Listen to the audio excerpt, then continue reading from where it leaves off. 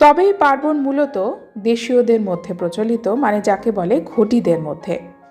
ঠান্ডা রান্নার একদম অন্যরকম স্বাদ আছে, আর সেই সঙ্গে পূর্বপুরুষদের মেনে আসা এই প্রথা আরেকবার ঝালিয়ে নেওয়া, এটা আমাদের বাঙালিদের একটা আত্মগর্ব বলা যেতে পারে। শীত বিদায় নেয়, আসে বসন্ত। এই সময় শরীরের পক্ষে গোটা সিদ্ধ খাওয়ার ভূমিকা কিন্তু অনেক। আসলে এটি হলো একটি সংস্কৃতিকে ধরে রাখা, একটি প্রজন্ম থেকে আরেকটি প্রজন্মের মধ্যে এই সংস্কৃতির প্রবাহ বয়ে যাওয়া।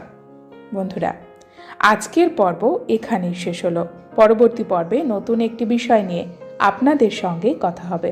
ততক্ষণ সকলে সুস্থ থাকুন, ভালো থাকুন, আর পুরো ভিডিওটি দেখার জন্য আপনাদের অসংখ্য অসংখ্য ধন্যবাদ।